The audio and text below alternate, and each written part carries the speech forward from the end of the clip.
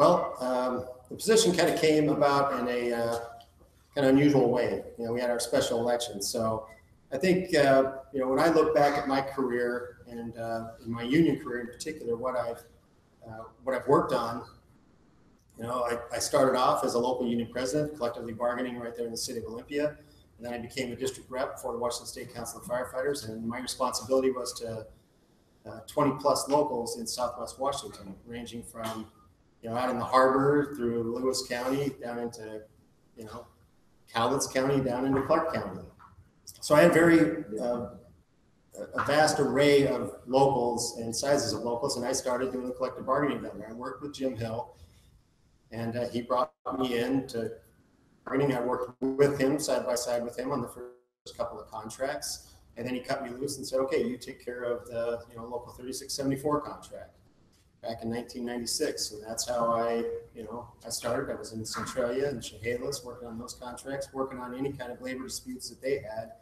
So, I didn't set out to prepare myself for this, but I think my experience and what I had as responsibilities as a district representative and as the president of the Washington State Council of Firefighters, when DVP Walsh needed help in Grays Harbor 2, I went out there and I did that.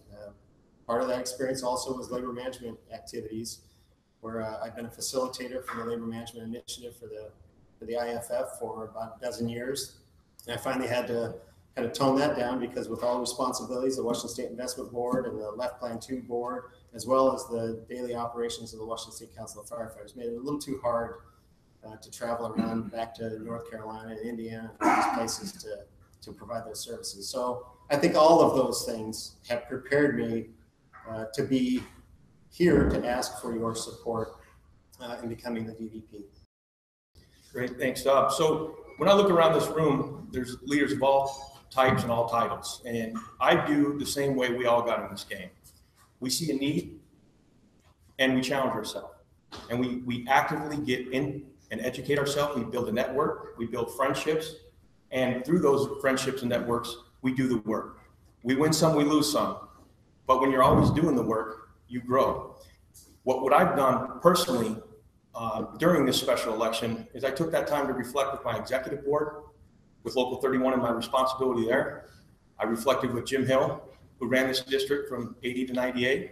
I reflected with a lot of my mentors, and I reflected with some people, quite frankly, that I've had challenges within my local, because I needed to know that I was prepared to do the work, regardless whether we're going to have differences at times.